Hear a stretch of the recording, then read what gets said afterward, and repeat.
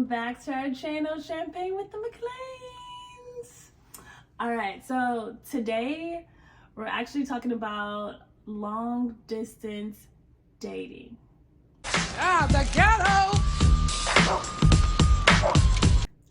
Okay, so I guess we're just gonna share like our story and then like some advice based off of what we learned. So yeah. Right. Cool. So ours was more of a long distance courtship. I think in the beginning we were very intentional on dating with a purpose. So it was more of a courtship than just long distance dating, which I think makes it a little bit easier because you're going in with intention and purpose for the relationship. Yeah. So I don't think a lot of people know really like what the difference is between like courting and dating. We can go further into that. But basically courting is dating with intention, and not just casually just dating whoever, just having fun, whatever, but dating with the intent to marry. So yeah, basically we did that for almost a year, I guess. Yeah, close to a year. So like 11-ish months. A long periodically time. Seems like an eternity. I don't know, to you. It just seems like way longer than it actually has been. So yeah. So we're basically just gonna shoot out 6 different things that helped us get through long distance dating. 3, 2, 1. So the biggest one is communication. Communication was huge. We are iPhone users. Shout out to iPhone users. If you are one, you know what's up. If you got an Android, get an iPhone. So we text all day. If not all day, it's the beginning of the day, check-ins, at least during lunchtime when we can, during passing.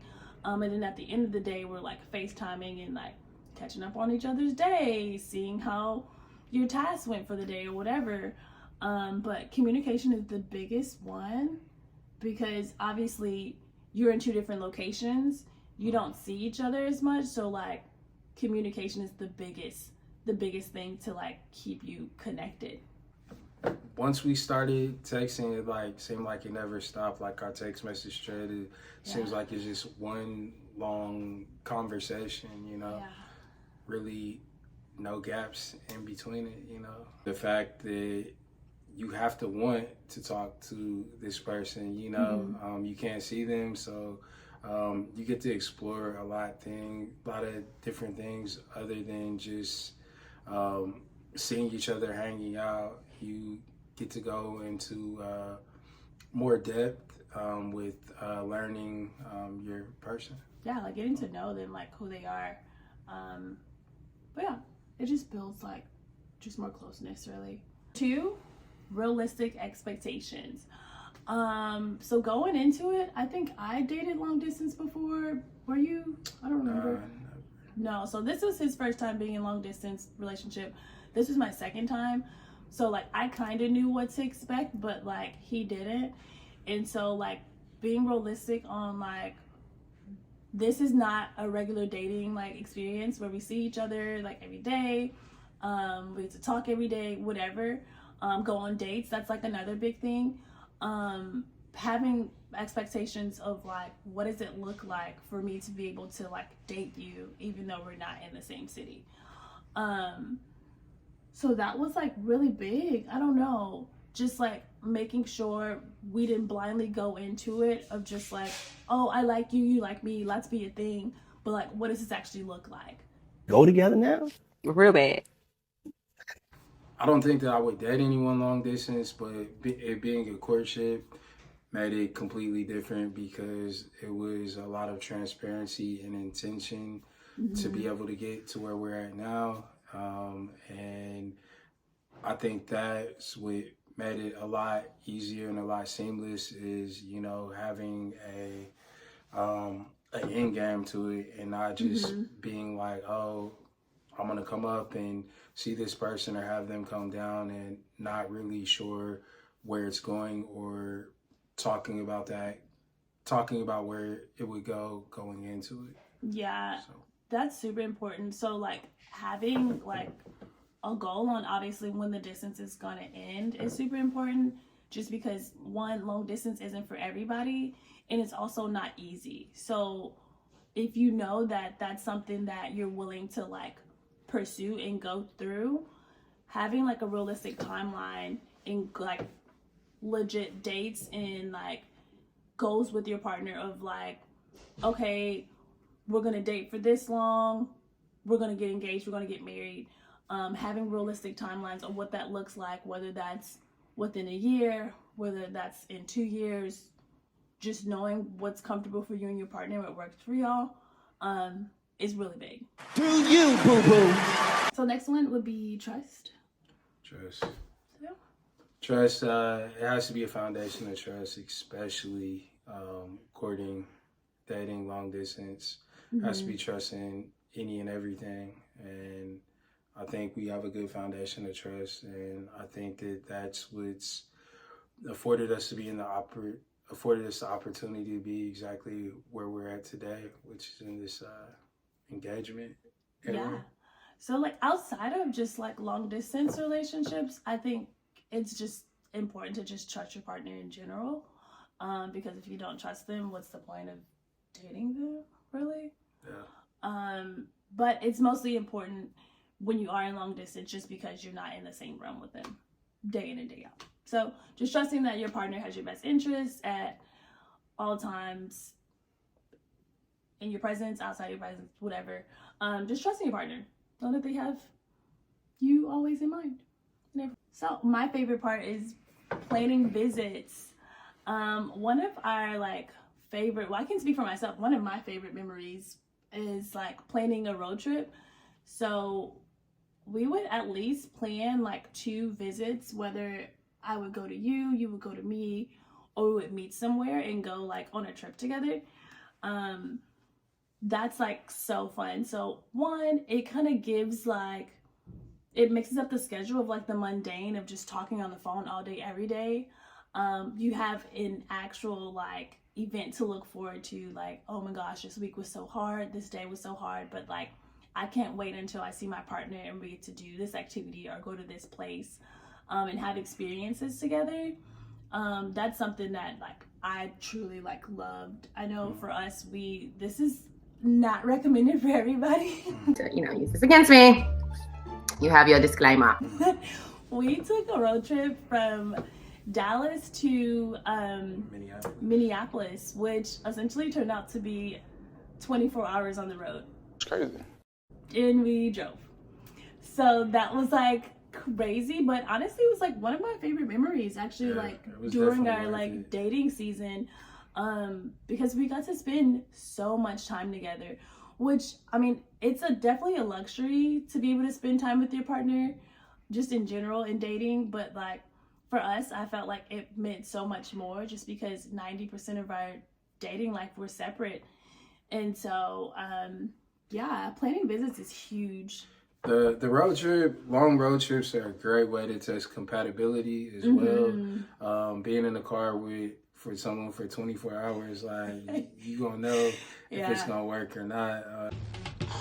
My milkshake brings all the boys to the bar, and my life is better than yours. Luckily for us, like we had a blast. I mean, we were talking more than we were listening to music. Yeah. We went into it with expectations like, oh, we got music playlists, we gonna do this and that, podcasts to listen to. But we ended up just mainly just talking the whole time, which was really nice. So really great way to bond on a different level. I think that's kind of what one of the points that took our relationship to the next level. When it comes to planning visits, like it has to be reciprocated. Working around each other's schedule, but both have to put in the effort. It can't just be one-sided.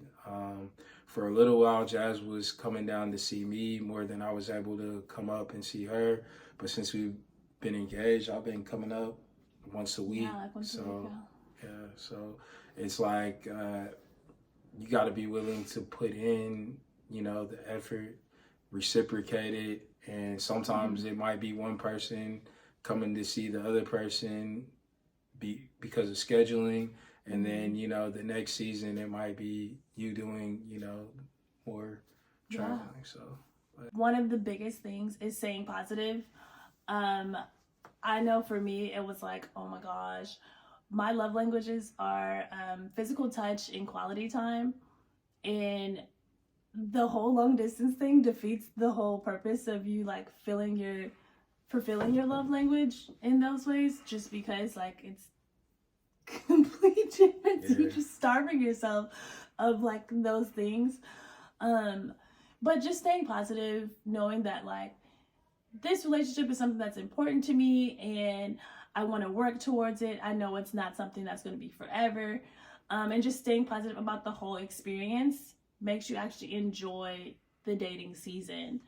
And it also was helpful for me to be able to, one, have friends that are also in the same season as me. So friends that are in long distance relationships. For us, we're believers. And so specifically having Christian friends that are in long distance relationships was really helpful to be able to like pray with me on hard days of like, how do you do this? Like, I just miss my person so much, or today was just so long and all I really want is just like a hug from my partner. I just like want to be with them and I know I can't because obviously we live in two different places. But just staying positive about the experience, just because you know that at the end of the day, like what you and your partner have is so worth like the hard days. And it also just gets you through those long days of knowing that like you're doing this for a purpose.